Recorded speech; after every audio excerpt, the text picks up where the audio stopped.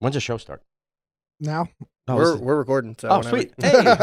Oh, that's how you do it, huh? You don't do a cool intro and do the whole thing and promote and all that stuff? No.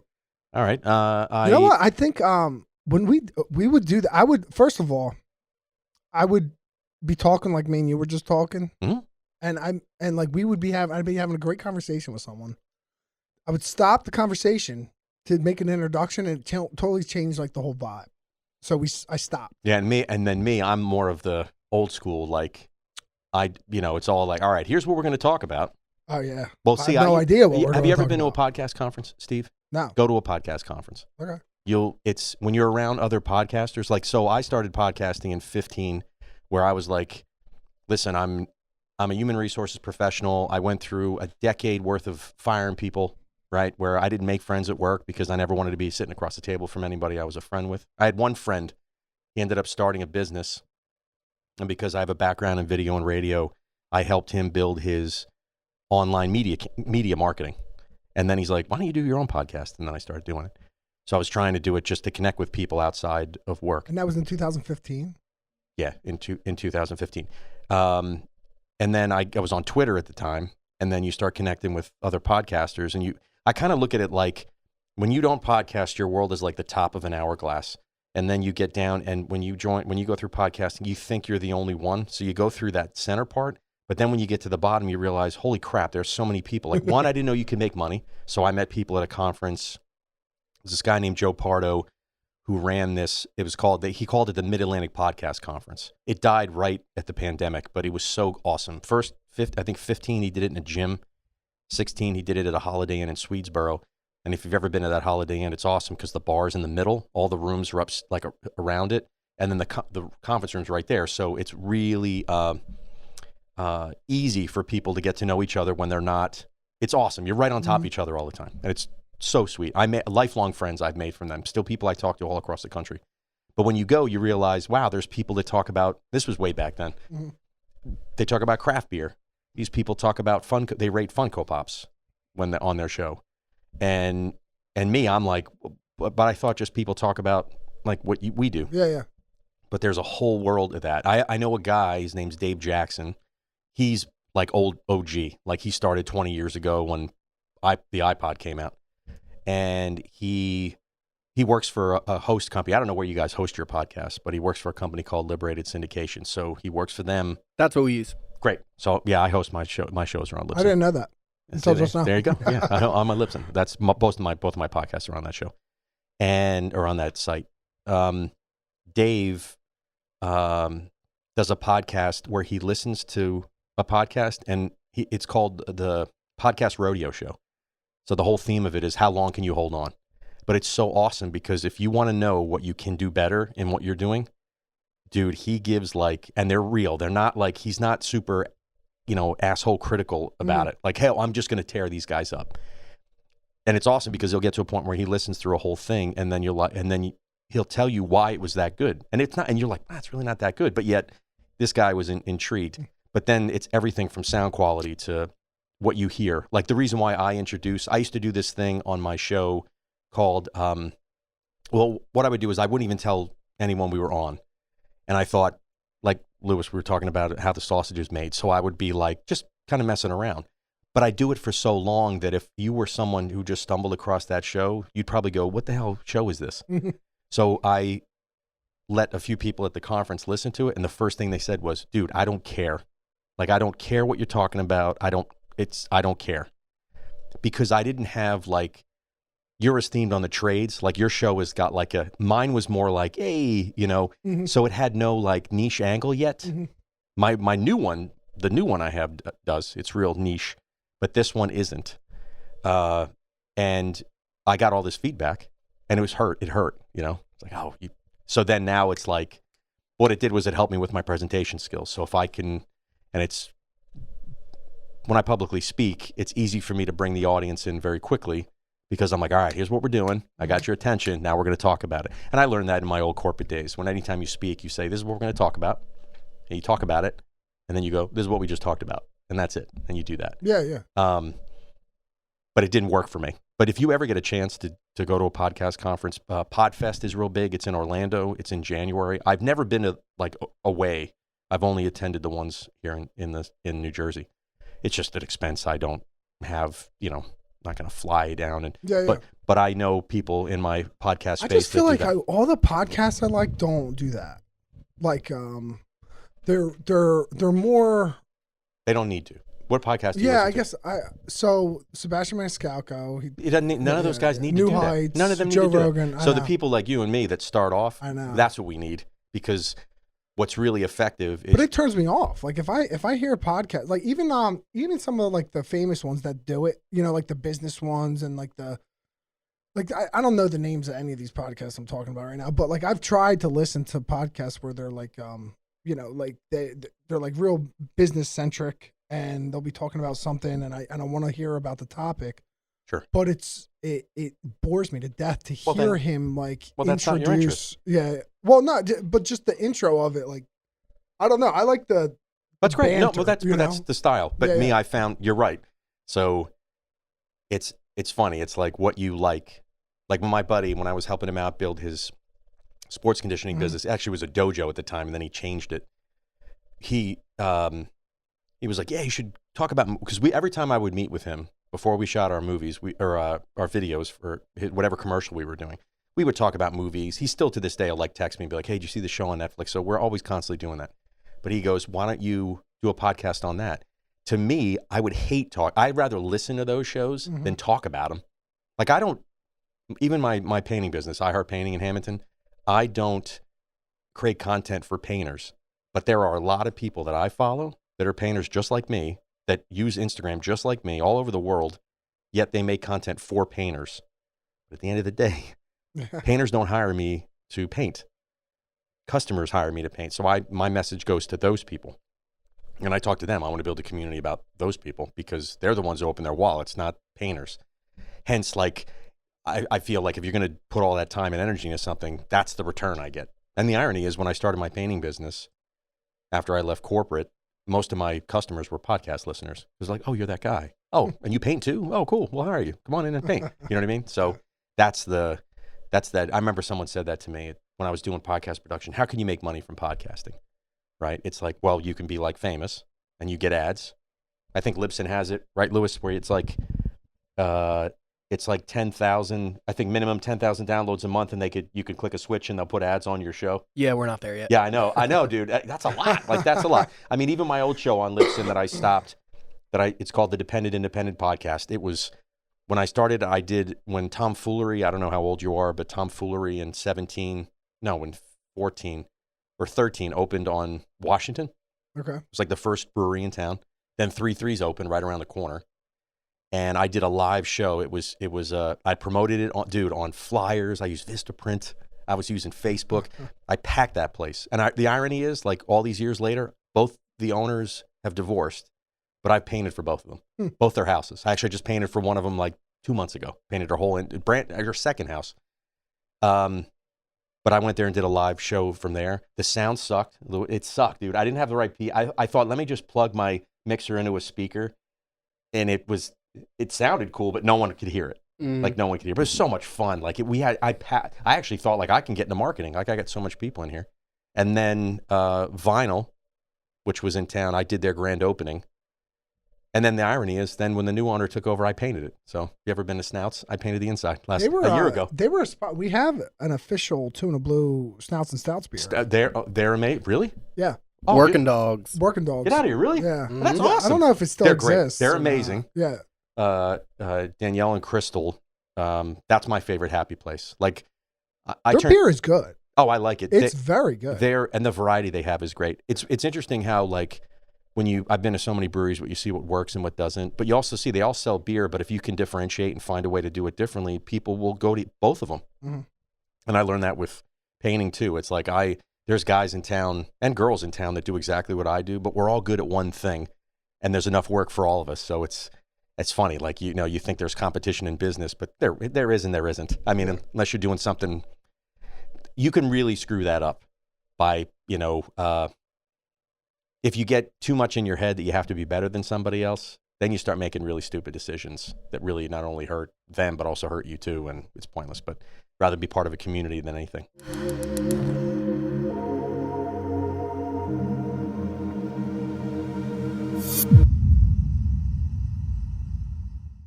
So you have like you mentioned the podcast that you have going right Correct. now, and with the like this community, and you're like trying to build a community. I feel like you're putting out a lot of like these like you were talking about earlier, like these 2-minute clips of like motivational. Sure. Like how did you get into that world? Oh, you ready? So yeah. So this is funny. So in 1998, when I graduated college, can you hold that thought for 1 second? Yeah. I'm buzzing, Lou. Yeah, I was going to say that. Thanks, Lou. It's gone now. Okay. This is awesome on the fly, dude. It's fucking great. You can curse on here, right? Yeah. Fuck okay. Yeah. Okay. Good. Okay. Cool. My It's grandfather funny. actually told me not to curse though anymore. I didn't, but I used to, on my show, I wanted people to feel comfortable because if they wanted to say, Yeah. and one thing I really like doing is when I had people on my show, all my HR background in recruiting, I did a lot of interviews. I'd love to be able to get people to share things on my show that they didn't share anywhere else. So when I said before, it's like being a chameleon. I know you know those podcast guests that anytime you listen to a show, it's the same thing over and over again. I've been on a bunch of podcasts, but I'm not the same person on every show. So you get a little, I was on a dancing podcast once talking about dance. My daughter was a competitive dancer and that was awesome because I just talked about dancing and all this stuff. So anyway, so I graduate college and I start working for a multi-level marketing door-to-door sales company. They're not around anymore. They were pretty prolific back then. Knock on your door, sell you a VIP ticket to a restaurant. And part of it was training other people to do it. And we were able to do presentations and get up in front of people. And I always enjoyed that. Like I liked being the center of attention until I was, but I like being able to present and be out there. But I know when you got to turn it down and step aside. So when I got into my career, stumbled into my career in HR after I moved to Jersey. I was in Chicago, then I moved out here. I grew up in Monmouth County. Mm-hmm. My father-in-law, it was in 2000. I've done podcasts on this. I got to send them to you. They're awesome. It was like a personal journal, my old podcast. Mm-hmm. So my father-in-law I wasn't even engaged to my wife at the time. He goes, what did you do in your old job? I said, well, I interviewed people. He goes, well, they got this thing called human resources in Atlantic City. He was the plumbing inspector for Atlantic City. And he's like, why don't you try that? So I got a job as an HR rep in what's it called? Bally's. And they owned it was Bally's, Park Place, Wild West. For those people listening, Atlantic City constantly changes ownership. Everybody's buying everybody. A lot more movement. There's a lot more movement. That was pre-pandemic and recession, pre-recession. So always enjoyed, and I always liked media. Like I mean, as far as I can remember, my twin sister and I used to make audio tapes all the time. My friends and I, when we got an RCA VHS camcorder that my friend's dad had, we remade Predator and RoboCop and all these movies. We would just reshoot them and editing, getting 2 VCRs. And then I go to college and I take video production. So now I'm in a studio and I understand how that works. It was like right before everything went digital. So if suddenly everything goes analog again, Lewis, I can edit a whole movie with 2 VCRs. It's easy. But I took communication. So I took speech classes. It's not so much like you get a rush when you talk, like present to people. It's if you connect with people with that, like just like I watch people that speak and you watch it too. Like it sounds like you're pretty selective on the podcast that you listen to, but the ones that you do or audiobooks you listen to, because I paint all day, I connect with those books or whatever, but the narrator has to be good and all that stuff. So once social media came out, I started realizing that I think it was like The Bachelor when it first came out. I would put I would watch it live and comment on that, and my wife's friends would comment, and I was like, oh, this is kind of cool. Like we can, and they'd laugh, and then once the videos came out for like Instagram and stuff, I started a lacrosse program back in 2013 called Hammonton Youth Lacrosse. For a year and a half, we did like clinics. It was pretty awesome. Then it just died. I partnered with another family, and I think we both had little differences of opinion about which direction. But my career was blowing up in HR that my wife had to flat out say to me, do you have any time to do this? So I was like, yeah, I'm done. And then ironically now it's at the high school. My son's friends are on the team. Yeah, it's awesome. So I played lacrosse in college. That was just that camaraderie. I still have a text chain. Lacrosse House. It's still on my phone. Then I'm sure this weekend someone's going to send something. So just the idea of being able to take what I feel and think and be able to express it, but never in a way like I never use social media to get clicks or I always joke. I joke to somebody, man, if I was a hot chick and I had my personality, I'd crush it on the internet. Crush it. I don't. So I have to figure it out on my own. So I have to do it my way, right? But I'm a big believer that if you find an authentic way of doing it, like no one can be the best you. Mm-hmm. And I think people try very, very hard to be something online that they're not because they want the attention. And I did I did a podcast on, or I think I might have done a Drop in the Bucket. Those are my videos. That's what I call them, on significance, right? Everybody wants to feel significant without doing anything, right? So they do things to feel significant. They give off this aura that they want to feel significant. I'm a big believer if you want to be significant, do significant things, right? Rather than just claiming I'm significant. Give me clicks. I mean, I can't tell you, I'm sure you do it too, how many times you get a call or a message or an Instagram poke or something that says, hey, by the way, you can increase your followers by 10,000. I hate them. Yeah. I'm like, shut up. No, you can't. Like, why? Why would I want to do that? So I like the organic stuff because it is kind of cool going into a Raymore and Flanagan 40 minutes away. And as soon as you walk in, the person goes, hey, I know you. That's cool. And your wife's there to see it. And that was so awesome, Steve. I walked, dude, it was so cool, man. Her name's Colleen. I found out who she was. And she was like, I know you. I watch your videos. They're great. That's awesome. And I'm like, so we walked around. I think Meg and I, my wife, I think we were looking at coffee tables or something, or dining room tables. And when we left, I said, thank you for acknowledging my stuff. But I'm really grateful that you did it in front of her.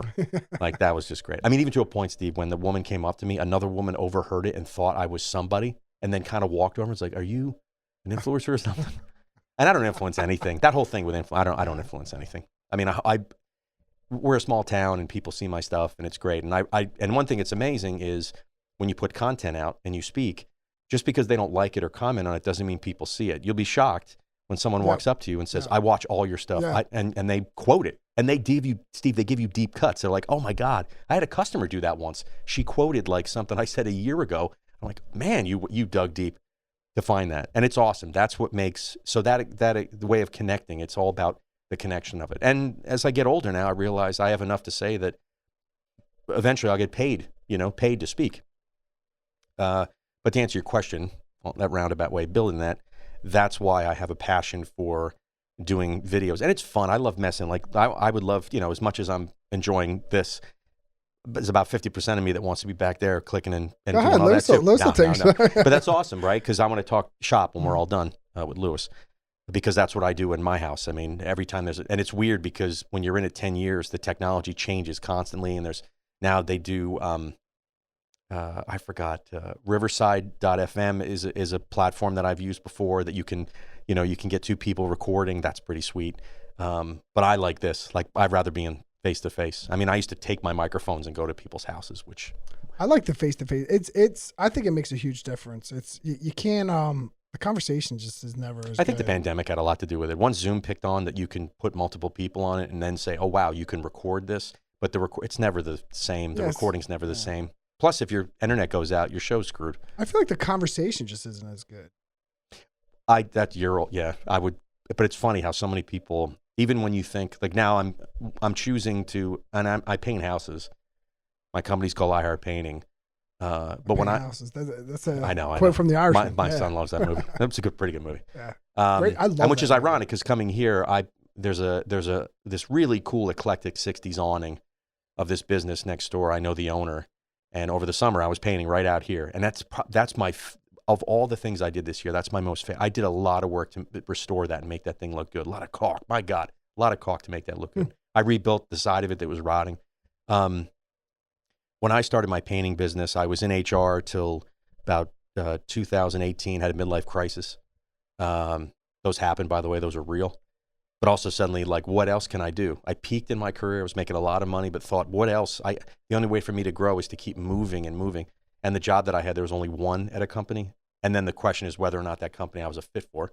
So I had to, God forbid I moved to Seattle and realized it wasn't the right thing. So I was like, what else can I do? And the kind of stars were aligned. It was a difficult time for me. Like, the depression that stuff's real. So when people talk about mental health, right? It's, and I know there's a lot of like grin and bear it kind of thing on the man side. I that might sound sexist in a sense, but I can say that we're the ones that are supposed to be the tough, strong and it's changing now. I mean, I'm a Gen Xer, man. Like, we weren't allowed to feel anything. We were just told, suck it up. I'll give you something to cry on all these things where you weren't allowed to. Our dads didn't express themselves at all. And I bottled that up, and which is crazy because since I stopped and took a break from the corporate life, I've worked on myself, and it is in my content. Like, I talk a lot about that. I feel like I'm going through a midlife crisis right now. Is that weird? Well, let's talk. Let me finish. Strange? No, you can. It's. Am I gonna have another one? No, it's not like. It's not like. This is it. Not like your period where it just happens every 10, 15 years. It's not gonna. No, it's not gonna happen that way. So, and I'm sorry I used that as an example, but you predict it like, okay, this time goes by and this happens. But I found myself. After going through that, realizing like, what else can I do? Is there a new shift? So when I started a painting business and figured that out like 6 months later, after I was trying a bunch of other things, I didn't start my painting business to build a business. I did it so I can paint houses and do what I love to do. And that's all passion in what I do. That's why I thought, wow, you can make money doing what you love to do. It's just not sustainable. Like, it's not something that's ever going to grow. Like, when remember how I mentioned like people call you or reach out to you about your podcast to get you followers? Mm-hmm. I get ones, hey, we'll increase your revenue by $30,000 a month. If I did that, dude, I'd have to clone myself like 4 times and be in 4 different places every day. It's never going to happen. Mm-hmm. But when I left corporate at a peak of my career, I've reduced my income.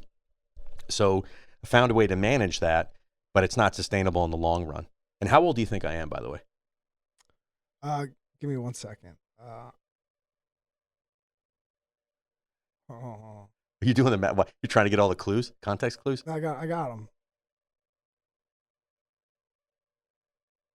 Hold on. My math is terrible right now. No, but I'm just, just guess. No, I guess 49. Wow, how did you know that, dude? Because you said you graduated college. That's pretty good. 94. Okay, cool. Or you graduated in 98, right? Yeah, college in 98. So 94. Well, don't look. Yeah. See, I went out last night to the Hammonton happy hour, and I got 38. I was like, that's awesome. So I'll be 50. I wouldn't think you were 49. I know, right? I was just doing that. I'll be 50 in 3 weeks, and I want to have at least 15 to 20 years left. I don't want to retire at 65. Mm-hmm. Like, I want to speak. There's so much more. I want to write a book. There's so much more I want to do. So you kind of, and most of my platform, or majority of my platform is on change. Sometimes when things are going the way they are, and you're cool, everything's fine, and there's nothing tragic happening, but nothing great happening, you get really complacent, and you never stop to go, what if I did, I almost did the same thing, 6 years ago, where I was like, well, everything's great, why would I do anything else? So now I'm in that mode now where I'm like, hey, I think I need to change something up, because if I stay on this path, I'm going to keep reliving this groundhog, because as an entrepreneur, it's ebbs and flows and income and no income. And although it's so funny, like a week ago, I was like, I'm screwed. And then suddenly my phone just started ringing. Some guy, I just painted, had a leak in his ceiling, old house. And I get to go, and he's going to hire me to fix it. I'm That's like, awesome. I will absolutely fix it, dude. It's awesome. I love, a lot of the work I do is restoration, like taking old things and making them look better. So now my next step is getting back in the HR world. Like it's funny when it's a weird perspective, but you look at all the things I did in my corporate career, and then as an entrepreneur, all the things I've learned and all the mistakes I've made now have set me up to do better at what I did before. So now I'm going to go back to exactly what I did, but do it 10 times better, be more present, understand not take things personally. Like you're going into corporate again? If I'm going to build my consulting business, this is the one thing. As an entrepreneur, it's very hard to build another entrepreneurship. So I thought I could do it, and I can't. Plus, it is confusing when you're building a change consulting business. Like, my platform is called The Buckets of Change. It's really hard to sell that when you're a painter, because my audience knows that. Like, my audience knows my story, and I think that's what makes it attractive. But as an outsider company, let's say for instance, we mentioned a couple of businesses. If they can't hire a corporate HR executive to come in, like, because I worked for those companies, that's a lot of money. I was paid a lot of money. But if someone was going through an acquisition, or you brought in a new CEO, or you want to revisit your leadership team, things aren't happening, right? Same where I am right now, where things are kind of what they are, but maybe that business leader is like, what if we maybe brought somebody in and maybe take a look at what we do as a third party? Mm-hmm. That's what I want to do, because I got paid to do that as a salaried employee, but I got bored and then I went somewhere else and somewhere else. But to do that, it's much easier to build that as an HR professional rather than as a painter. Mm-hmm. And you just size it up. Plus, there's a lot of, just financially, I would love to get a paycheck every other week. Like, it's great. Like, it's not that I'm not successful. I'm profitable, because house painter, if anybody out there wants to start a painting business, it's the greatest, because your expenses are low. Yeah, low. You can charge a lot. Yeah, it's low overhead. So what's the insurance like? The ladders? It's like, no, I mean, I pay $600 and, I don't know, like $1,200 a year, I think. If you had employees, it would probably be. And the irony is, I'm never going to grow that way, because I know I worked as someone that managed employees, so I know the responsibility in that, and I never want to have the pressure of having to pay somebody. Not in my environment, because things change all the time. Election year, people didn't spend a lot of money. I had years where, like, nothing. Like, I mean, stretching out a job that's so big, that took so long, that at the end of the day, I was giving them money to do it. But I'm a big believer, anytime, and this is true, anytime you feel like you're not earning, or you feel like you're losing, the universe is definitely going to figure out how to give that back, because there's always that one job, Steve, where you're like, oh my God, I cannot believe this took like 5 hours and I charged this much. You know what I mean? So it always comes back. It always comes back. But I in all that being said, I really enjoy paying it forward. There's a lot of people that I followed from like we were talking about, the podcast conference, executives I worked with, mentors I worked with, that taught me something, and now I get to pay all that forward, which is so much fun. And you get to a point in your life where you realize it's a lot more exciting seeing other people succeed, like being part of that success. Because the old Nick would have been like, what else can I, who do I need to step over, or not so, by the way, let me take that back. That's an asshole. I wasn't that guy. But who do I need to step around or step past in order to be able to achieve something? And I was constantly comparing myself to other people too. That's something you don't want to get into a habit in. Like I mentioned before about a business that wants to compete. I read in this book. It's an awesome book. If you ever get a chance to read it, it's called The Wisdom of Failure. And it talks about, there's this whole chapter on looking over the neighbor's fence. And they do this awesome comparison. So you're familiar with Coke and Pepsi, right? Mm-hmm. Back when I was in grade school, even though Coca-Cola had a brand that was well recognized, I mean, global brand, and Pepsi too. Pepsi had their own. Pepsi and Coke definitely taste different. Coke starts getting a little feverish, thinking that Pepsi's going to take their market share. So Coke decides, what we're going to do? We're going to do, they do the Pepsi challenge. Yeah. So Pepsi, that's what kind of started it. Pepsi starts going to malls and stuff and puts 2 cans. They even did commercials with it, and like, what do you think tastes better? And they'd always say Pepsi. So Coke gets all freaked out and decides, well, we need to reinvent ourselves. And what it did is, it basically ostracized their entire customer base, because they came out with this thing called New Coke. Real thing, dude, New Coke. But it only lasted a year, because no one bought it, because they were like, wait, this was Coca-Cola, and now you're making this New Coke. Why am I drinking this? Why go back to making the other stuff? So within a year, then they come out with this thing called Coke Classic, which basically was like, all right, we screwed up. But all that was because they paid too much attention to Pepsi, rather than realizing that they're crushing it. That's why, like, they don't need to do Super Bowl ads. I like Coke. I'm a Coke guy. But Pepsi crushes it. Yeah. Also, Pepsi also is sold and owns fast food places like Taco Bell, Long John Silver's. They own all those things. That's fascinating. That's the business side of what I love. I love learning about that stuff, because there's a reason for all that stuff. It doesn't just happen. But looking over the neighbor's fence and trying to compare yourself to everybody doesn't get you anywhere. So if you can go through and not look at your career like, I got to be better than that person, or I have to be the best, just do your best. That's all you got to do. Yeah. And if it sucks one day, so what? You did your best. Yeah. So anyway, yeah. Damn. Talked about VHSs in there somewhere, man. Talk about what? You talked about making the VHS films. Oh, on the VCR? Yeah, my buddy, we used to take like Return of the Jedi on VHS. Well, one, we didn't actually own the tape, so we would tape it off of NBC with commercials, and then we would re-edit it. I love doing that. Like, I actually, I used to do that all the time. I used to do that. I made a I made a Romeo and Juliet out of Barbies, Cool. and we You would have recorded to we would have to move them like Oh, a you did stop millimeter. motion, dude? Yeah, Oh, that's dude. awesome. I didn't do It was that like- stuff. What's your favorite stop motion movie? Who's that guy? Richard. Does Harryhouse? Robot Chicken count? Yes, but there's the OG guy that did like Sinbad and the Seven Okay. Rings or something. The Clash of the Titans. Did you ever see that movie? No, 80s film. No, I'm The- not. I wasn't into it. I but- just wanted to make it. But those are like, that's where it Yeah. started, like stop motion. Even in Jurassic Park, the movie Jurassic Park, they were going to do stop motion. This guy named, you know who Phil Tippett is? no. Oh, you got it, dude. There's a whole documentary on him. You got to look at it, dude. Okay. He's like the king of stop motion. But he actually came and did the dinosaur stop motion. Yeah. But then Spielberg looked at it and he goes, "Meh," and that's why they did it in CG rather than that. Yeah. Now they kind of combine the two. But my God, I never would have, I don't have the patience for it.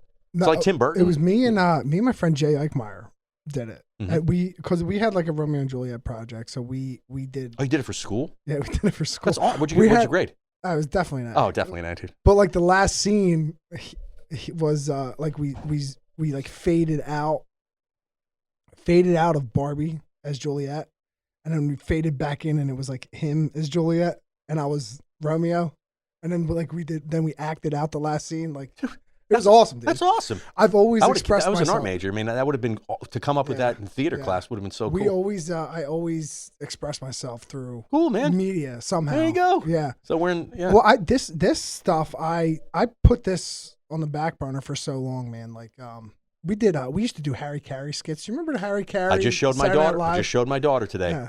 We were watching. Hi everybody. We watched, Yeah. and he go, "Hi." It was the one where he does. Hi, if you were a hot dog, would you eat yourself? Yes, well, I swear to God, dude, I just watched that 2 Yeah. hours ago. It's a simple question. A baby can answer it. God, that's so funny. He goes, "My favorite planet's the sun." Just, when that burns out, we're all gonna die. Yeah. But Goldblum is so awesome in that sketch because he's such a straight dude, Yeah. and I think he's improvising all of it. Like he's so good at Yeah. it, and he almost breaks at one point. Yeah. Oh, that's so great. Yeah. Yeah, Yeah. And man, I was a creative writing minor in college. sweet, dude. All right, Yeah. dude. Awesome. Yeah. But then when I graduated college in like 2011, there were no jobs. You're Anyway, right. There wasn't. That's when I was laying people off in 2011. So I got into construction Mhm. because construction. And the trades back then were not where they are now. No, I jumped but it was in. still good. I mean, It was. I think it was like $32 an hour. Start off. It was, but what happens is there's such a vacancy now because a lot of boomers graduate, retire because they physically can't do it. Mhm. So now it's our game Mhm. right now. Like I found the sweet spot to get in, especially pandemic. Yeah. My business blew up once Yeah. the pandemic stopped. Yeah. So I'm sorry, I took you away from. No, but everything, all the creativity like went on the back burner. Yeah, I get it. I And was a then sculptor, dude. Yeah. Then I had kids, Yeah, that'll do it. and like when I had my son, it was like I'm like looking at this kid, and I'm like he wants to play, and I'm like I wasn't able to tap into my creative, like childish Steve, I get self it. anymore. I get it, dude. So like I had to tap back into that just to play with my son and enjoy myself, so I wasn't, Correct. like angry for having to play. And then all of a sudden, dude, it just started like Yeah. I wrote 2 children's books. We started did? the podcast. We did. Cool. Oh yeah, Awesome. yeah. What are they Just called? started- What are your books called? One is Tomorrow After Tomorrow, and the other is Santa My Neighbor. They're published New York bestsellers, right? No, not that. No, Oh. no. You sell them in the bookstore here, in the toy store here. I've tried. That would only make I've sense. tried. Well, how do you distribute them? How do you sell them? They're Amazon, Barnes and Noble, Mhm. stuff like that. That's Um, awesome. yeah, Congratulations. cool. That's awesome. That's cool. Yeah, but Tomorrow After Tomorrow was cool. Like my son, when he, like today, it's Friday right now. Mhm. So if he was talking about Sunday, he Mhm. would say, he used to say Tomorrow After Tomorrow Mhm. instead of the day after Cool, tomorrow. Cool. And I was like, I just wanted to incorporate that phrase so much into something. Yeah, my 2 favorite children's books, and this is one I had to go on eBay to find, and a smoker owned it, and it stinks, so I had to like fumigate it. It's called "There's Rocks in My Socks," said the ox to the fox. It's. I had it when I was I had it in 1982. Mhm. It's a story. It's so heavy. I could probably do a drop in the bucket on it. It's about a ox that starts getting rocks in his socks, and this fox walks him around. And to get him distracted from the rocks, he keeps doing certain things like, hey, sit on this nail or do this, stand on that, put your tail between these 2 pieces of wood. And it's the irony is you could do all this stuff and distract yourself, but it never takes away the fact all you got to do is take your shoes off. So the whole book, which is so funny, me saying this out, but it's one of my favorite books of all time because, those books that kind of, as you get older, you start, like me, just having this kind of, like, I never said that out loud, but now I'm like, I totally get it. Yeah. But the pictures are so visual in your head. You remember when you read it, right? And then Grandma Upstairs, Grandma Downstairs. You know that story, that book? I don't. My wife actually knows that. It's a story about to teach your children about death. But it's about, you have a grandma upstairs, grandson comes over, and the mom is grandma upstairs, grandma downstairs. So the grandma downstairs is the much older grandma, but eventually grandma upstairs becomes grandma downstairs because she can't get up the steps. My mother passed when I was very young, and now that I think about it, I think my grandmother might have gotten that book specifically for that, but never really. It's one of those things where she may have read it to me, but never really talked about why it was important. Didn't address it. Yeah. But my wife's had the same book, so now we both are like, wait, that's actually what that book was about. Yeah. That's awesome. Your books could be that someday. Somebody's Rocks in My Socks said the Ox the Fox. Yeah. I like the title, Tomorrow After Tomorrow. That's pretty sweet. I love it. Yeah, it's about it's just about like kids' imagination and, like, you know, one kid wants to be a tree when they grow up, and then, you know, and then they could end up pursuing that to be like a, you know, an apple farmer. You know, we joke. There's a for those of you in Hammonton, it's not. I don't think I know the owners, but I think they've stepped away from it. But it was a preschool called Reed Preschool. Yeah, and that was the only place in Hammonton to go. So when we were living in Washington Township, my wife drove my kids both there because there was no preschool in Hammonton. So now there's preschool in Hammonton, and there's a lot more preschool competition, daycare competition. Unfortunately, the business they had to step away from it. Reed? Yeah, Reed is. That doesn't exist anymore? The camp does. Oh. Not the preschool. I didn't know that. Yeah, they lost. The people who are in charge, I know the owners now, but I think that the previous owners had a really loyal customer base, and I think some of those folks went somewhere else and all that stuff. So, so graduation, when my kids graduated, it was a big thing, right? They put tents out and everything, and they go around. Louis, this is the funniest thing too, because it's to really, when you think about how kids like have original thoughts but then don't. So they bring the microphone up and they give it to a kid and they go, "What do you want to be when you grow up?" Right? And one I think it was my daughter's class where one kid goes, "I want to be a ninja."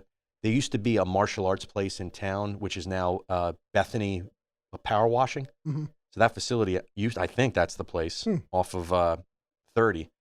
That used to be like a martial arts place, and it was called Ninja Martial Arts. I mean, they didn't teach you how to be a ninja; it was karate, but they called it ninja. So every kid was like, "Ninja, I want to be a ninja."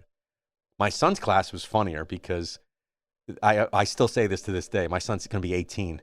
There was one kid that's like, I want to be a dragon, and then like, which is exactly right. Yeah. And then it's so funny how like, and my son, he's like, which is funny. My son's a golfer, but if I look back then, he's like, I want to be a tennis player, and he never played tennis. And Megan and I, my wife, looked at each other like, what is that? What is the deal? But like everybody's like, I want to be a teacher. I want to be a mom. My daughter goes, I want to be a mommy. And then every kid's like, I want to be a mommy. I want to be a mommy, right? But kids in that will say the weirdest things, what they want to be. But to connect with that, like you want to be a dragon, right? Well, maybe you'll be a paleontologist. Like maybe you'll kind of do that. Exactly. But that's also, I guess, as a parent, I try when I see my kids interested in something. I was never the dad that, and I know these dads, they seem to live vicariously through their kids. They slide them into sports and they dive right into it. And I love the fact that my son is the kid that I wanted to be like when I was in high school. I was a nerd, grew up with an alcoholic parent, single parent. Mm-hmm. Home life was kind of not the greatest, a decent amount of trauma. And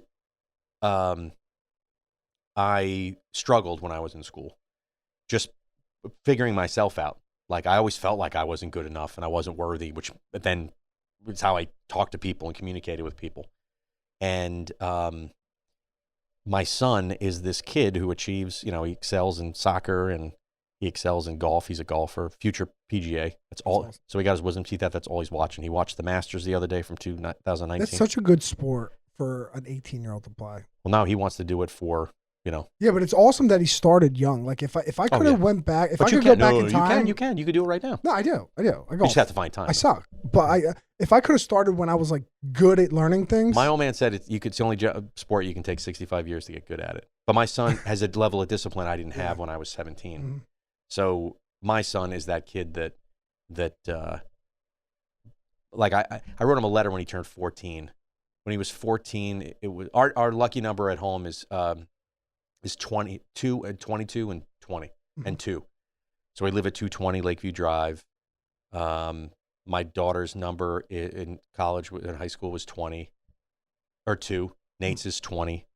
My kids are 2 years and 2 days apart. They're born on 220 and 222. I better know your iPhone password. It's pretty crazy. Oh, it totally is. Yeah, you got me. You got me. And their passwords too. But I wrote him a letter when he turned, on that day, when he turned 14 on 2/22/22, which was pretty dope.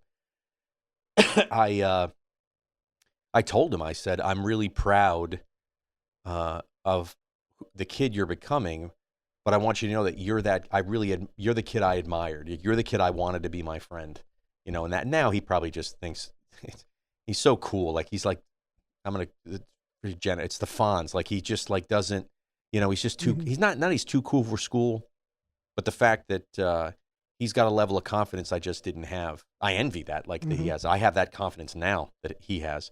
Now, mind you, he hasn't really done anything to really make mistakes, so I'm sure that's going to be tested as he gets older. And now as he plays golf, he's somewhat proficient in it. Now we just teach him, our goal is to teach him how to compete. Now signing him up for tournaments next year. My wife's really doing a lot to stack his deck, so if he does decide to go to college. But the fact that I don't think he's even thinking about it. He wants to graduate, he'll work. And I'm at the age right now where I'm like, hey guys, if you want to take over your cell phone bill, that would be awesome. Yeah. Like, why don't you take over a bill? Because that would be great. That'd help your dad out. So the both of them are, Abby, my daughter, is really astute and loves, they're studious and loves college, the experience of the classroom. And she's a information systems major and probably get her in HR. That's in compensation. That's a whole big thing. You know how people get paid? That's a whole monster of a job. And I love the fact that they, and your kids are young now, but when they get to a point where they think on their own and do their own things, but I'm such a big believer, just make a mistake, like screw up. I think my wife and I might defer on that. Like, she'd rather not, like me, I'm all about just get out and screw up. And technically it's cool. It's a fine balance that we both have because, again, she's, I never would think of being like, all right, Nate, you don't want to go to college. Just, cool, great. Don't worry about it. Like, everybody else is stressing. Don't worry about it. But she's like sitting down, like, in case you change your mind, dude, here's what you got to do, and here's all this stuff, and everything's online. It's a big commitment for someone who's not sure. No, I think it's stacking his deck because it will allow him to become more marketable. Now, what's really cool about Instagram and stuff like that is that golfers now are very transparent and not so celebrity-like about how you golf, like what it means to be a professional golfer. He follows this guy. It's a really cool video where the guy. And I took my son to the U.S. Open this year in June for Father's Day. My wife's aunt lives in the town right next door, so we slept there, and then she dropped us off, and it was an amazing experience. I'd love to tell you about it, but it's going to take forever to tell you. And one guy at the 12th tee that we were right next to gave Nate a ball, and I had gone to use a restroom, and I came back, and Nate has this ball. But then I started following the guy, and the guy basically went online. He's like, all right, this is what it cost. This is what I won going to the U.S. Open. Where I placed, but here's what it cost me. He's like, hotel, meals, caddy, registration. So my son has a realistic view. I don't think my son, Nate, he's got this like artificial way of like, Tiger Woods where, fancy cars and all this stuff. No, it's going to suck like, I'm a big believer of embracing the suck and the struggle because the win's way more worth it, but it's very transparent and he has access to that, which is great. So, but I'm a big believer too. I'm like, Nate, if you try this golf thing out and you realize you don't want it, cool. We'll figure it out. Now's the time. We'll figure it out. But do it now. Yeah. But what's great is he's good. And now we'll really see how good he is. His sophomore year, he was great. Junior year, he struggled for high school. And now this is his last season. So we're going to see how well he's going to do. So cool. Yeah.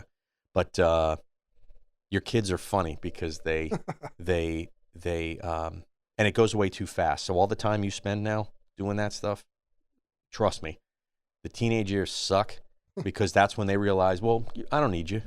And then they turn you off. I told my daughter remember I showed my daughter that video, that Harry Carey video. She's home today and I dropped her off and later on I got to pick her up. She's at a party and she's going to be 20. But I told her when she was like 16, I said, you know what, man, when you're in your 20s, we're going to be best friends. And the irony is we are.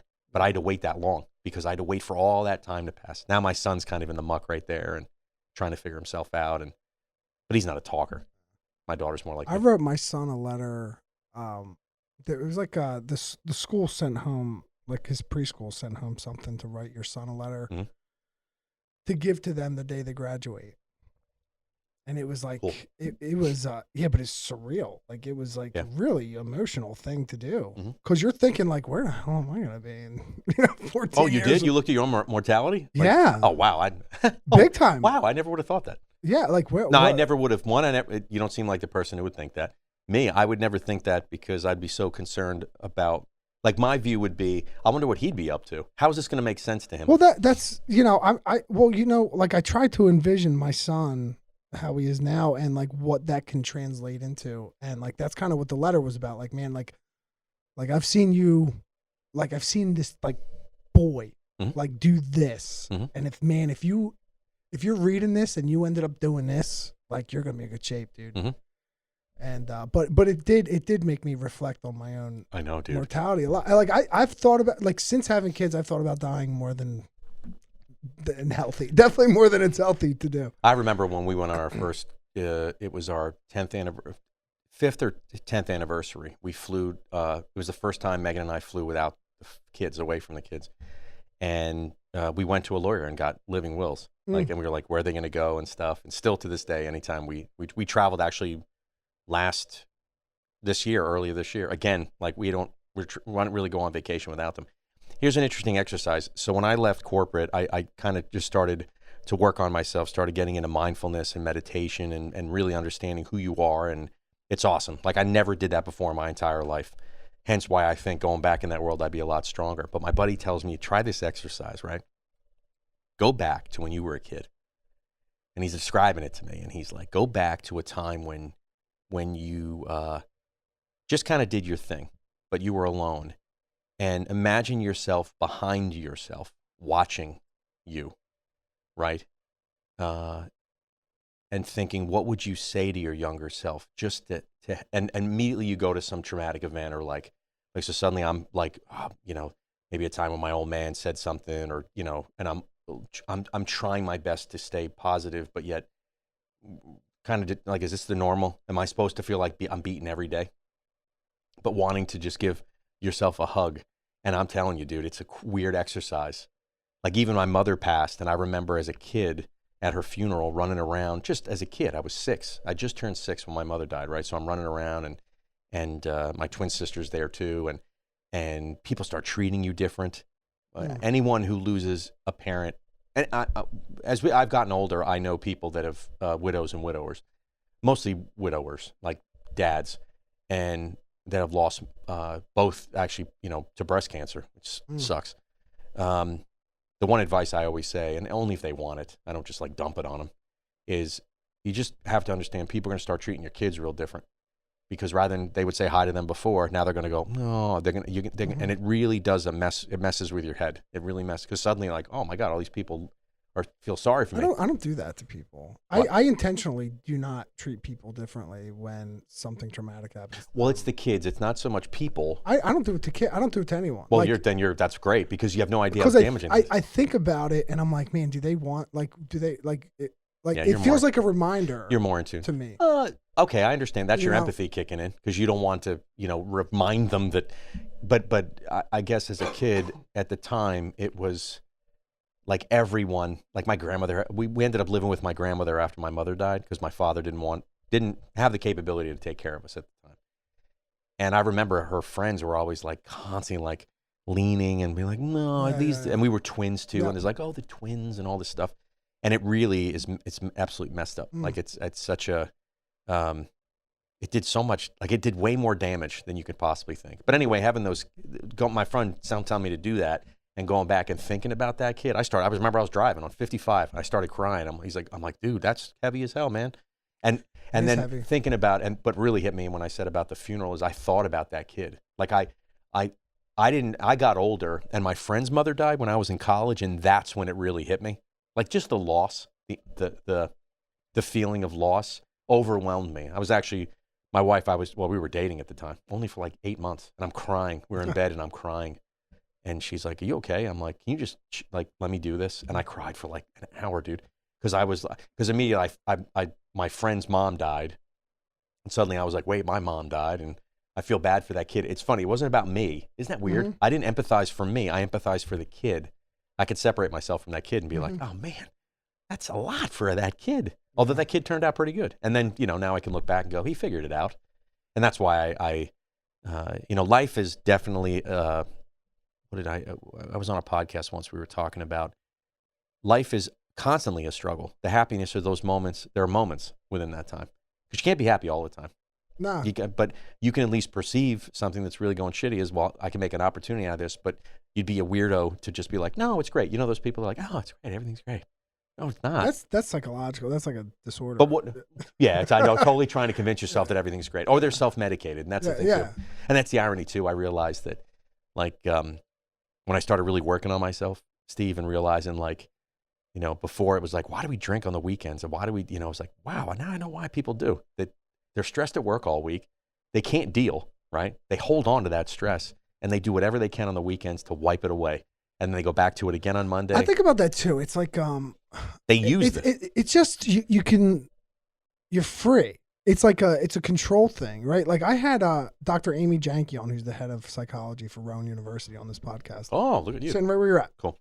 And one of the big things for like tradespeople, especially laborers, is side jobs. Like everyone has a side job for some reason or another. Well, when you get laid off, right? It's something to do when you get laid off. Well, it's that, but it's but people do it like they'll work 2 jobs all year. And I kind of asked her, like, what do you think that is? It's because for me at the time, we were doing the podcast, and before the podcast, I was running a trucking company for 2 years. Like I started a trucking company, was running freight. Steve, dude. I mean, I was like, man.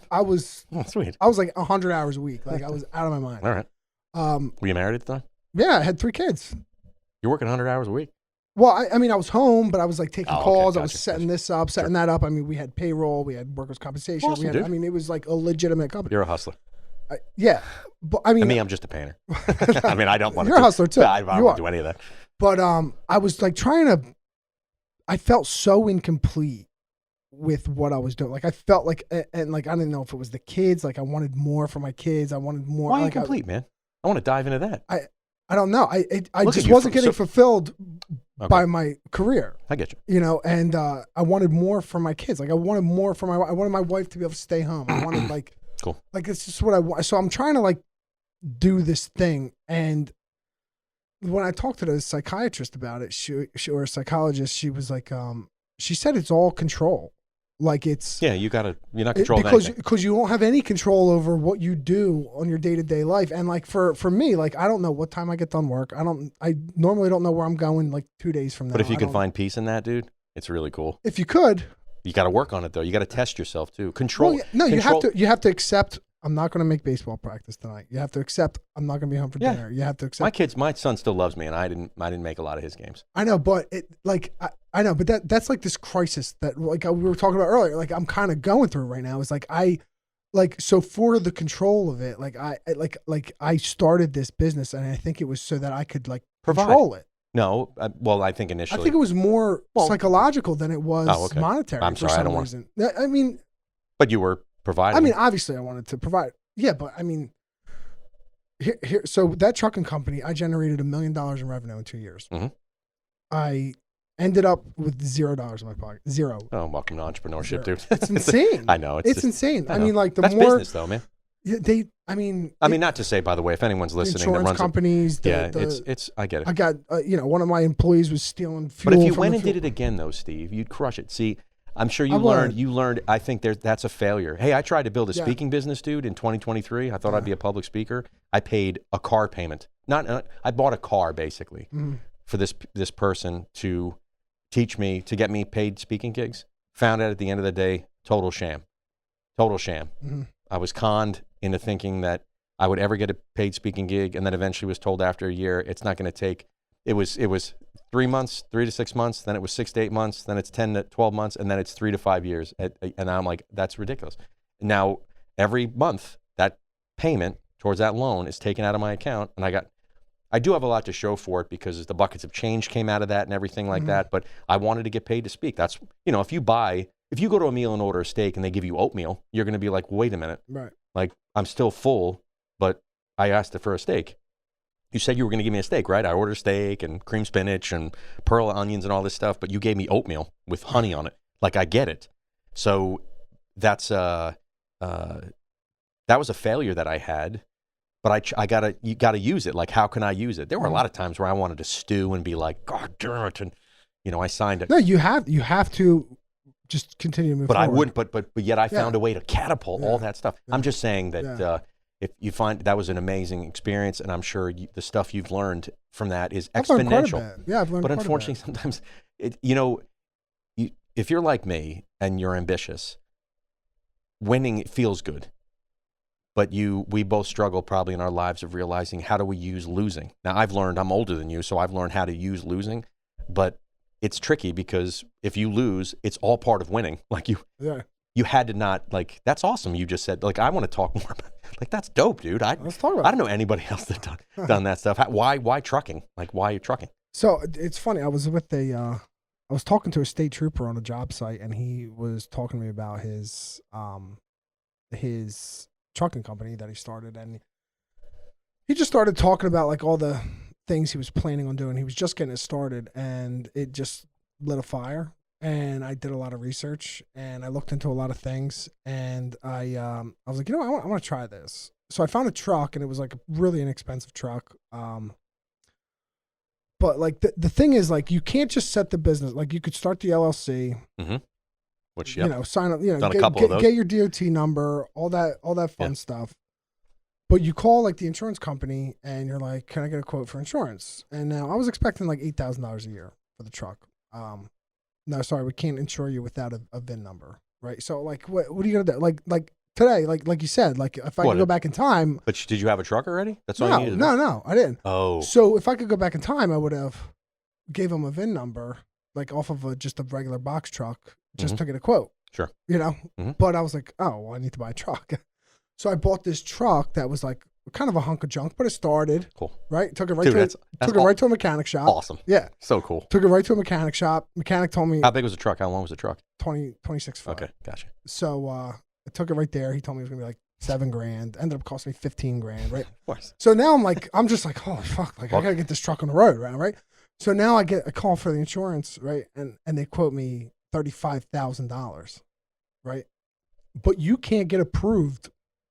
Like, I couldn't get a job until I had insurance, because you need the insurance to get approval from this one. So I'm like, okay, so I have to start the insurance before I can even find the job, before I can even do anything. Sure, yeah. So now I'm $50,000 in the hole, and I'm like, I'm just going to warehouses like, yo, I got a truck. I got to take some fucking trips. Like, how cool is that? Dude, that's awesome. Cool. And I found this, and I found what ended up being like my biggest customer. And it was like I had 2-3 trucks every day running for him. And then I was running for Amazon at nighttime. Like, we were doing I was waking up 2:00 in the morning because of a flat tire in Pennsauken. Like, I mean, it was wild, dude. Awesome. It was wild. But it's awesome. It was It's awesome. all part of a story. I run a Facebook group. I just started it for, I might have invited you to it. Yeah, you did. Okay. And I did a video today. I do Mondays and Fridays. And the one I did today was about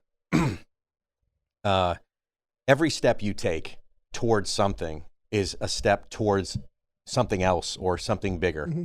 If you don't take any steps, you don't accomplish anything. But it all becomes part of your story. That's dope. That's awesome, dude. That is so cool. It is cool. Because I mean, even when I started my painting business, it was, I ran my painting business out of my Hyundai Sonata, which my daughter owns now, which, by the way, I don't know what's wrong with this car, but it ran fine until she got it to my house. And every time she brings it home on a weekend, I end up having to take it to the mechanic shop. It's a 2012 Sonata GLS or something. I bought it when I was in corporate. And now it sounds like a motorcycle when you start it. So I don't know what's going on with that car. But I bought for 9 months. So I started in May, June of 19. I didn't buy a van until March of 2020. And then I didn't get it wrapped for another 2 months. I didn't put a ladder rack on it for another 5 months. But I would roll up to your house as a professional house painter, and I would take 2 trips, because I had if I was doing exterior work, I had a little giant that stretches out to 22 feet, But when it's small, it's 5.5 feet, and I could put the back seats down and stick it all the way through. So much, I actually, you know what? In 2021, our former John Olivo, our former townsman, he was on the show. John's awesome. Yeah. So I painted for him, and unfortunately, there's still a part of his siding that still needs to be painted. And John, every time I see him, John's an amazing dude. He really super is. energy, man. He's awesome.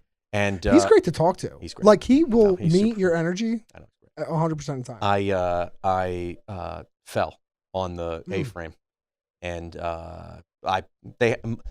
little giant I have extended legs, and I had it flipped over on a hedgerow, and when I pulled it up, it stretched one of the legs out, clicked one of the legs out, and then when I put it back down, climbed up and went over, it was off.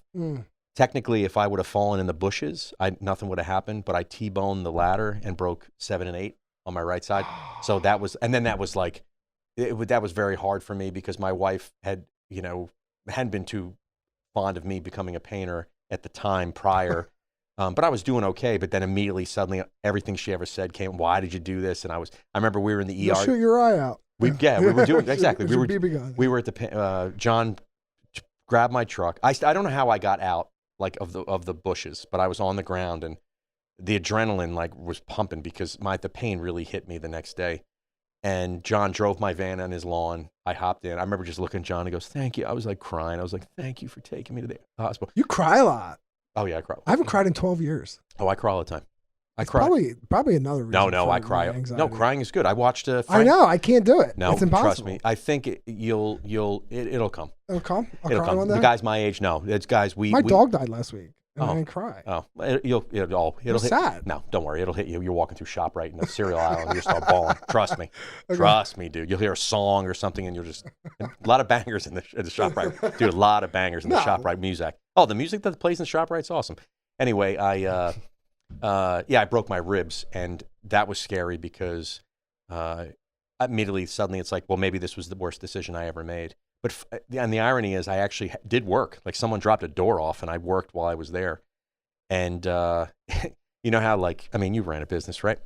You know, OSHA and things like that, and release to work. When I was in human resources, I had to see all the paperwork when someone was allowed to come back to work. So I said to my son, it was 5.5 weeks. I go to get my x-rays thinking I was Wolverine, that they would just be healed. The doctor goes, nah, they look the same. You know, there's so much movement in your chest, but the pain went away. Like, my body. Occasionally I'll get like an itch or a twinge down here. But I said, all right, Nate, here's what we're going to do. I think I did an Instagram post on it. I'm like, Nate, I'm going to take my biggest ladder off my van. I need you to be in the driveway. I'm going to put it up on the house. I'm going to climb. I'm going to touch our second floor gutter. I'm going to come down. I'm going to take the ladder off the house, and I'm going to put it back on the truck. If I pass out in any way, please call for help. But if I can do that, I can go back to work. So I totally did it. I was like up. I was like, boop. And I came back down. It's like, all right, I can go back to work. But it's the only time I ever really hurt myself at work. But it had to happen for me to be like, all right, reality check. Well, 5.5 weeks in the painting. And that was going to be the point. You were in HR before. No, not 5.5 weeks. No, it was 5.5 weeks it took to heal. Oh, okay. No, I didn't. It was in April of 2021. So it was about so 2 years. 2 years in. But I'll tell you this though.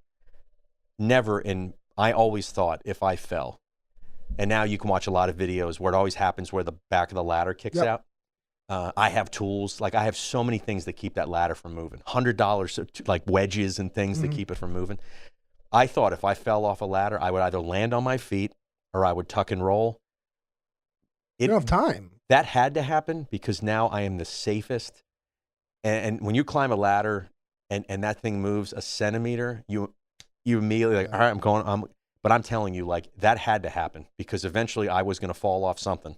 Because I know a story about a guy, he fell, he's working on his house, he fell, landed on his arm, popped his elbow out. Thank God. All I did, my only injury, because I landed, and by the way, I only fell like 8 feet, T-boned a piece of steel. And I remember reaching over Steve, and I was just like, I heard them break, and I went, oh, I definitely. You felt it? Oh, it heard them. And then what I did was when I went like this, everything is soft, right? I'm not tensed up at all, and it felt like a beer can. Like, I was like, I could, but then I had to meet, we were talking about crying, right? I go to the ER, and it was right when the pandemic didn't know what it wanted to be, like right in April of 2020. And at first they were allowed in the ER, and then you weren't. So we were at a day where no one was allowed in the ER. So my wife had to drop me off and then go sit in the car. So I'm just sitting there like, I turn to Meg. I'm like, I'm so sorry I did that.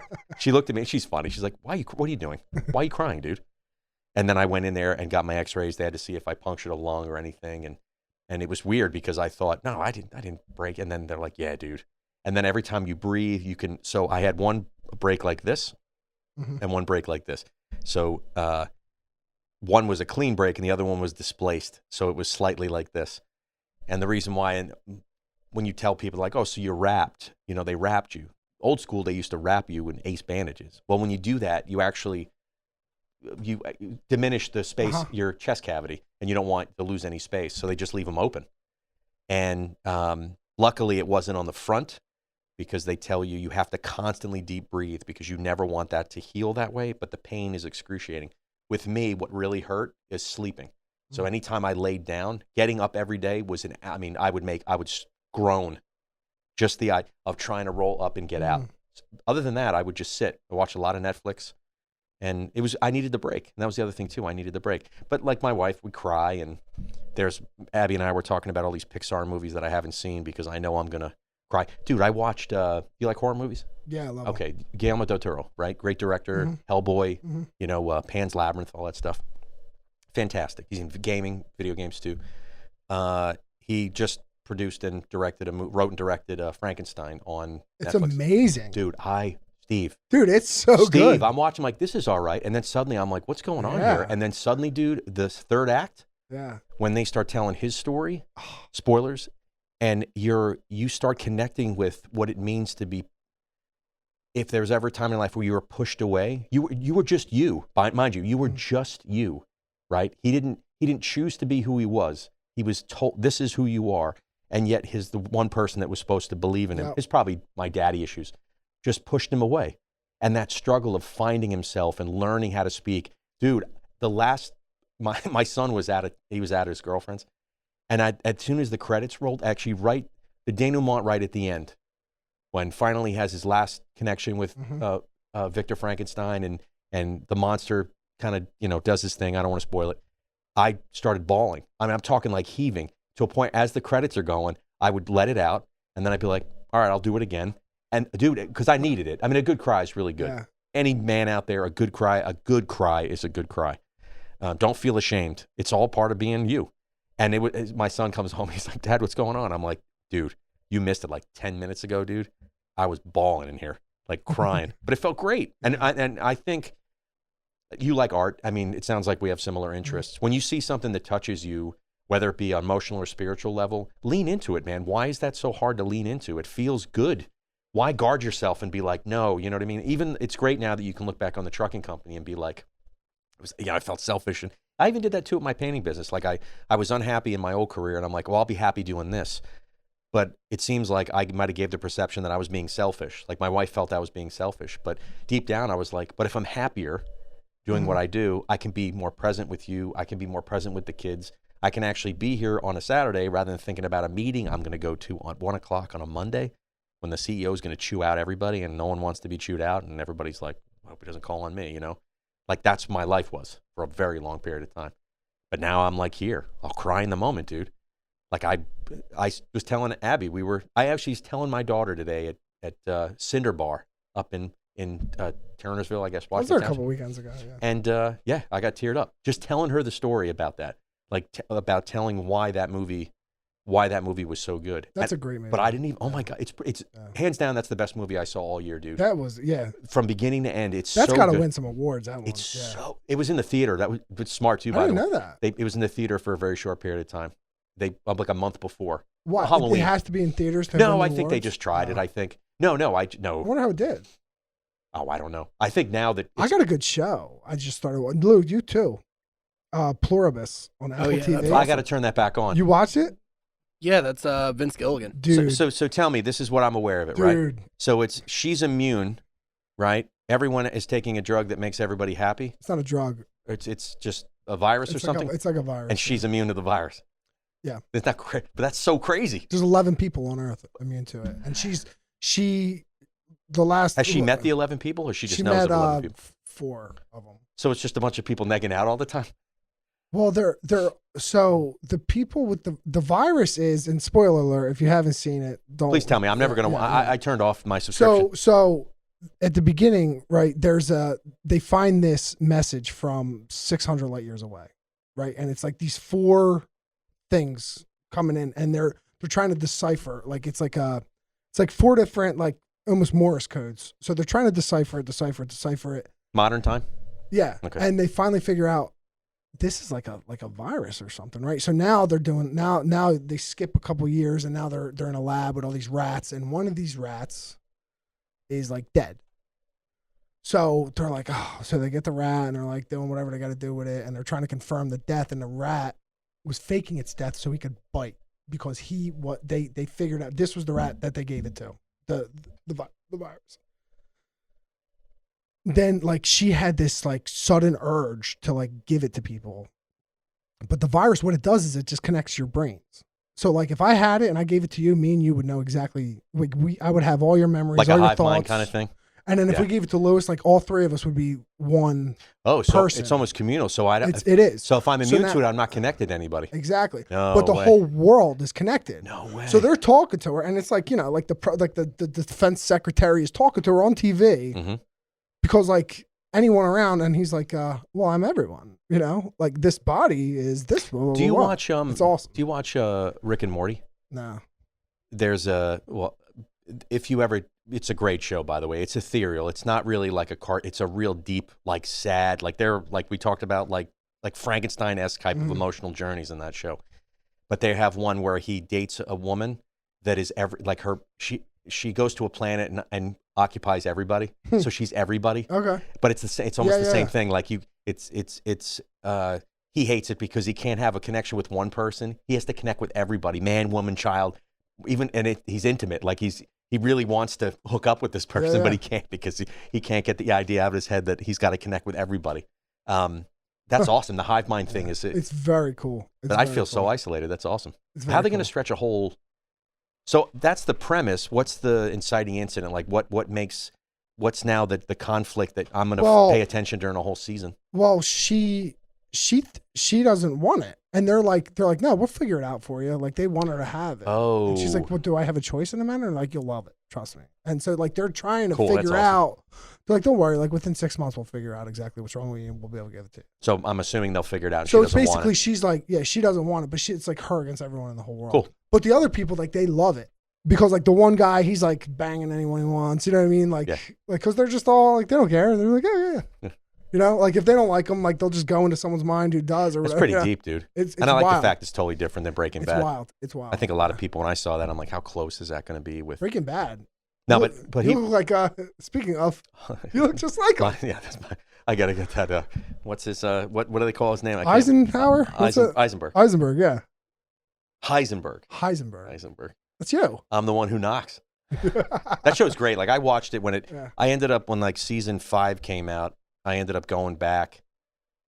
It's one of the best shows ever because it's a perfect 5 seasons. Like it knows what it wants and it ends. Yeah. Did you watch El Camino too? Yeah. That was, oh my God. I watched all of Breaking Bad after El Camino came out. I watched all of Breaking Bad. And then did you go back and watch El Camino afterwards? Yeah, I watched the whole series just so I could watch El Camino fresh. And it was awesome. It picked up right where I left off. Yeah, do you guys watch Better Call Saul? You know what, dude? I tried. Dude, I watched it. It's the better show. Lewis, I watched it twice, and then I only got to like 3 episodes in and got bored. Oh, dude, it's a slow burn. Pluribus is the same way, but Breaking Bad's the same way too. Then I saw on some Instagram post, Lewis, where it's like, if you want to watch them, this is the order you should watch them in, because you bounce between it. Like it's watch Breaking Bad, then at one section watch Better Call Saul at this point, and then jump back into Breaking Bad, and then finish watching. I think what's really intriguing now that I think what really kind of draws you in right away is that black and white where he's kind of in the witness protection program and he's all by himself and he's not, that makes it cool. But I just couldn't do it, man. I mean, that actor's great. I've watched him in, Offerman? Is that his? No, that's Nick Offerman. I forgot. What's the actor's name? Now I'm drawing a blank. Too. Oh, me. That's what I do. Gonna be 50. Hey, Siri. Who is Better Call Saul? Oh, no, it's calling Saul. This guy's dead. This guy's dead. He died. Don't do it. Oh, that sucks.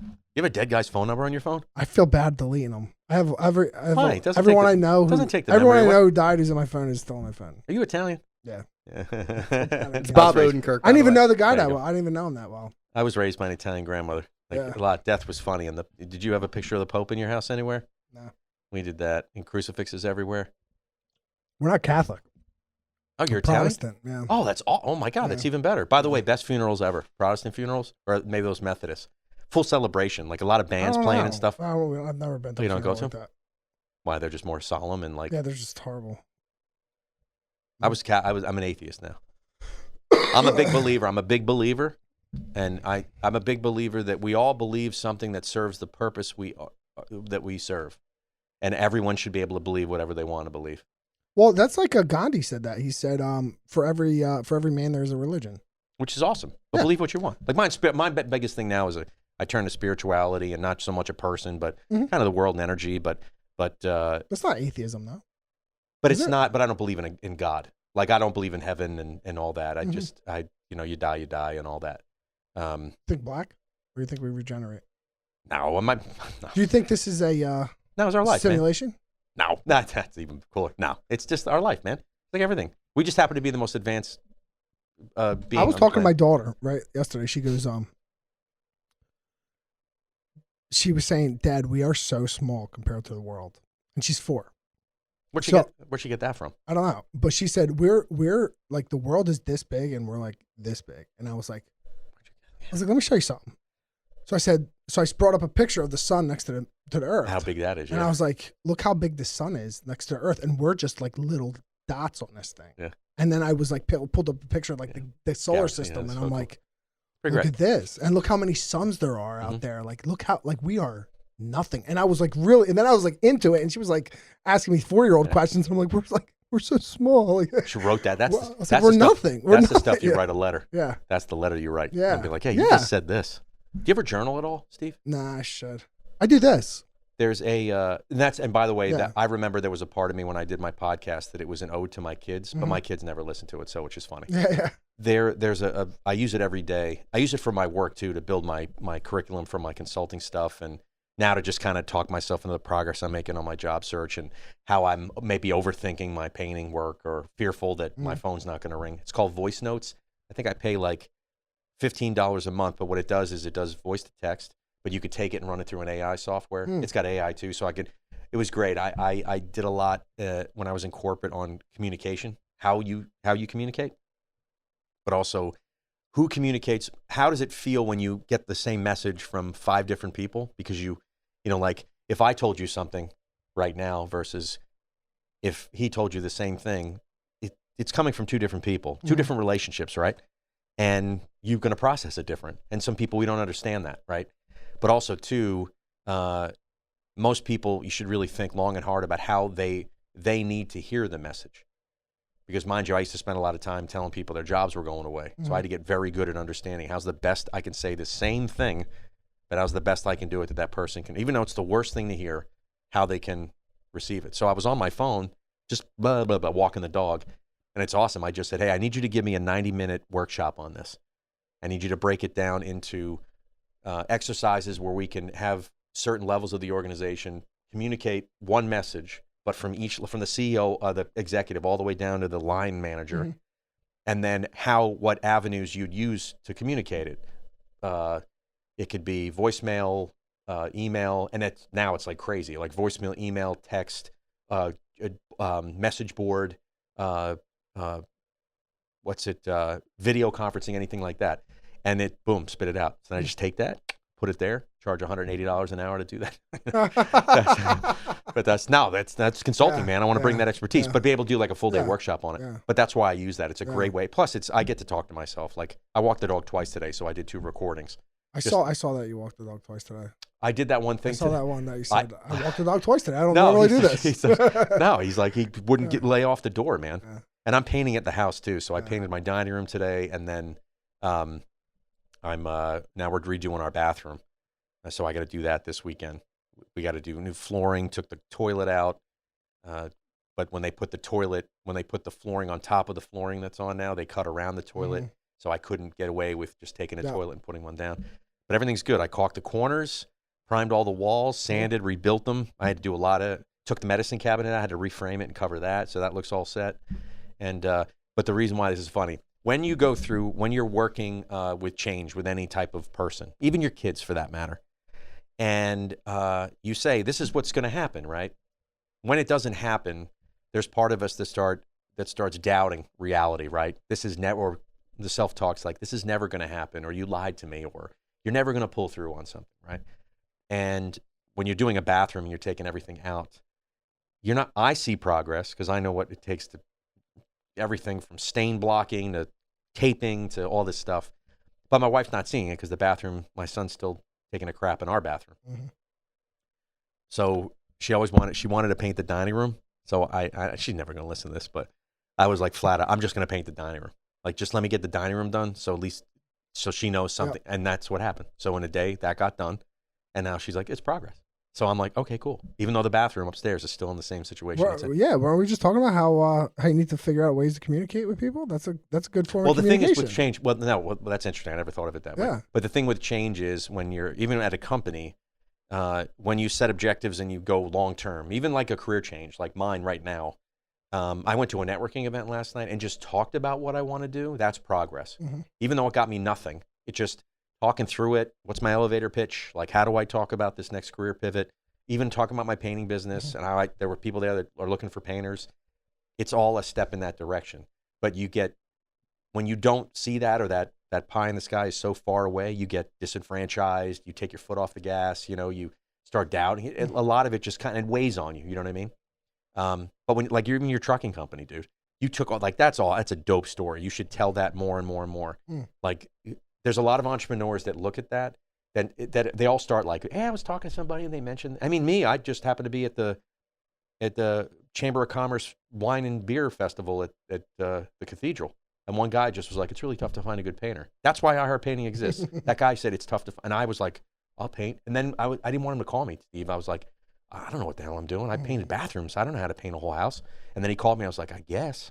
And by the way, what I charged him, ridiculous.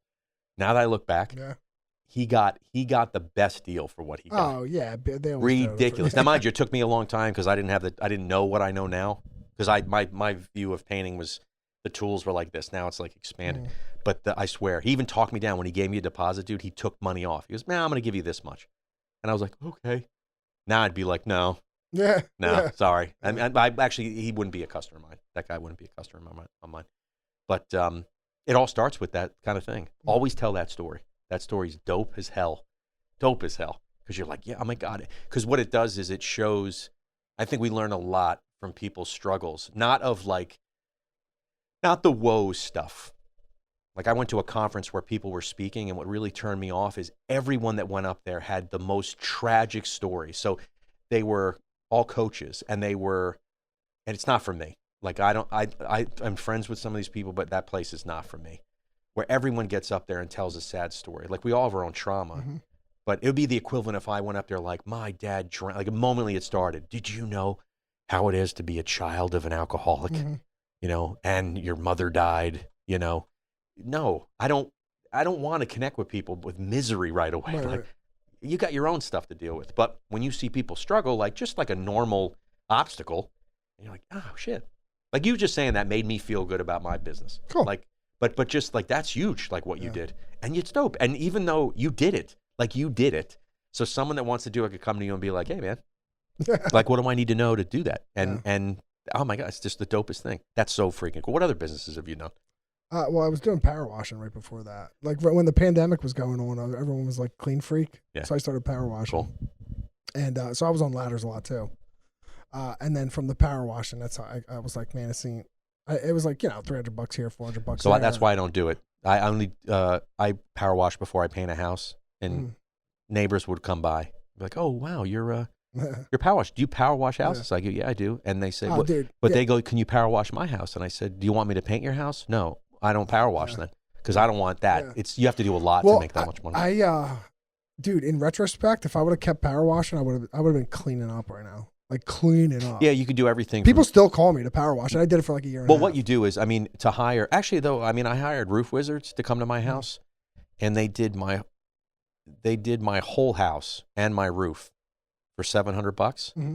And we hired them like 10 years ago, and they only charged like $400 at the time, and then came back and like 5 years later and just charged us the same amount of money. Mm-hmm. They do amazing work. And mind you, I'm a house painter. I could have power washed my own house, but the fact that they did it on their own and I didn't have to worry about it was worth every freaking penny, because then everything is clean and they don't kill the plants. No, yeah. You use biodegradable, blah, blah, blah. Oh, I use that 30-minute full bleach stuff when I do it. No, I used all biodegradable stuff. Everyone's worried about the plants. I just hose them off. I know guys, like when I got in the painting business and you're online, like asking. You paint vinyl? Oh yeah, dude. Oh, okay, cool. Vinyl, aluminum, cool. AZEK. Cool. You know the Lolio architecture in town? Yep. They have this crazy house on Liberty I painted 2 summers ago. That was a bear of a house, monster of a house, but it's all like that composite AZEK. So it's like white AZEK, then you have cedar, and then you have stone. So I painted, a lot of, and steel. Like it's cool. I don't know if you ever got to drive on Liberty, dude. It doesn't belong. It's behind a small house, I think, is the. I love Liberty. Liberty's my favorite street in Hammonton. I painted 3 houses on that road. Yeah, because that it's wide. There's no like once you get through the one-way section. Yeah, it's wide, and I love it. It's like always been my favorite street to drive. And now I live on Fairview Avenue, like right across the street. Were you born in Hammonton? Yeah. Did you go to school here? Mm-hmm. Did you know her as a teacher? She's in middle school at all? No. Who do you remember from middle school? The teachers. So I didn't go to middle school here. I went to Folsom. Oh, okay. Okay. Gotcha. Yeah. Okay, cool. Yeah. Yeah, I think I was probably too old. Anyway. No. I'm 38. Yeah. Yeah. Yeah. Your wife probably. You're 38, dude? Yeah. No, you're 38. Yeah. I think like you're like 27. Oh, thanks, man. Appreciate 38, that. I didn't know you're that old. I mean, it's a weird thing. I don't know how you perceive me saying that, but that's cool. I'll take it. Thanks. Yeah, you're only 10 years younger than me. That's awesome as hell. So I know we've been recording a while. Yeah. We Actually, should probably wrap it. I mean, I don't even know. We can keep going, dude. It's 8:45. We can wrap it up. Yeah. I'm fine. We got an hour and a half. I got a drink. I got to go drink. I want to promise my wife I would go drink with her. Yeah, I'm going to go. I'll probably go to Snouts because my wife's at Stockton now at a play.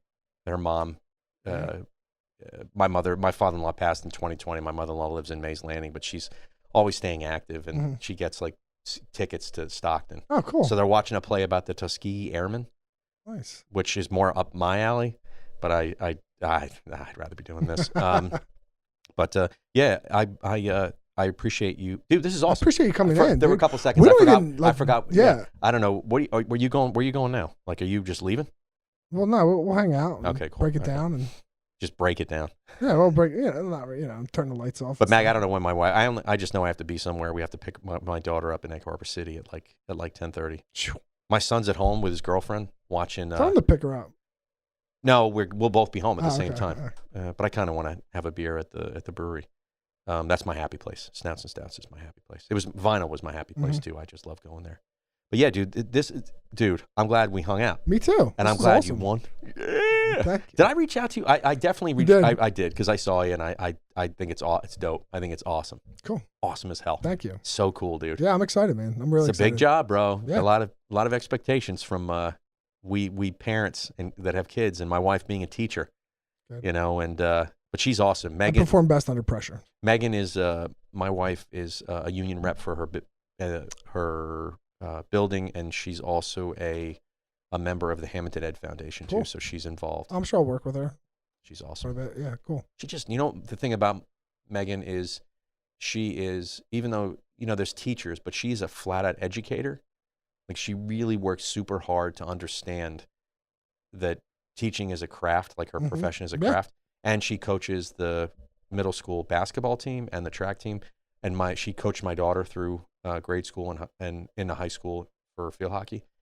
She's an amazing coach. But the one thing about it is she'll never say it out loud. She'll never, I try to get her to constantly, I hope she does it in the mirror, but I would love for her to just look at herself and be like, I am the shit. Like, I've worked with managers for 20 years and leaders that made a lot of money, made a lot of mistakes, made a lot of people happy and mad. And she is fantastic. She can take a bunch of kids that just want to go out there, and the letters she gets from parents saying, it's so great what you did for my daughter, and it's awesome. But it's so unbelievable that I think she focuses too much on us, I think my wife, Yeah. I'm always pushing her to be like, man, you should just selfishly be like celebrating and swimming and all that because it's all you. But yeah, I think you're going to do awesome. Thank you. Appreciate that. So then you do like a weird outro and No, then you we sing don't a do song an or outro. anything We like just say that? that's it. That's it. Like nothing like that? Nah. You don't have a music or anything that goes out? Nah, or anything yeah, we like got that? some music I think we throw on there. But yeah, this was awesome, dude. You I don't haven't hear it, though. I haven't been on a Listen. pod for a while. This Yeah, is, no, I this is appreciate you awesome. coming on, man. And I hope my microphone etiquette It's been was a where it while, needs to dude, be. because we, with the campaign and all, I took a totally, like, I haven't done a podcast really. This is my second one in 2 weeks, but prior to that, I mean, how long were we off, Lo? Probably about a month and a half or two. Yeah. Are you going to do one and talk about the whole journey and the whole thing? Nah. Maybe. If I I would do it with, like, with Caruso. Like, if Caruso wants to come on and talk about it, I'll do that. Or if anyone asks me about it, I'll talk about it. But, I mean, it's cool.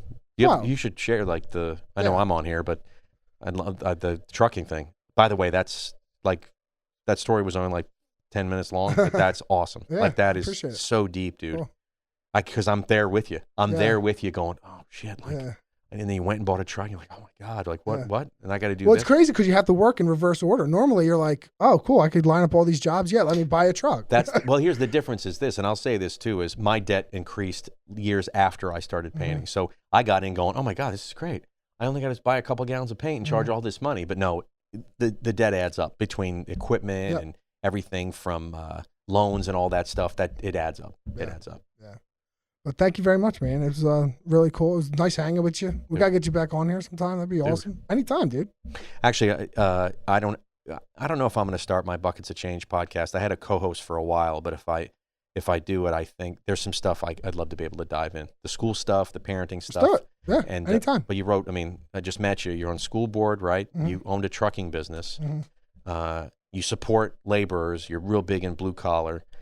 And you wrote 2 children's books. Mhm. And you're a connected dad, which is dope. And you have little kids because I know all that. I know the work, man, because you show up every day. When you show up, that's it. They look at you and go, Dad, that's you're on stage all the time. Yeah.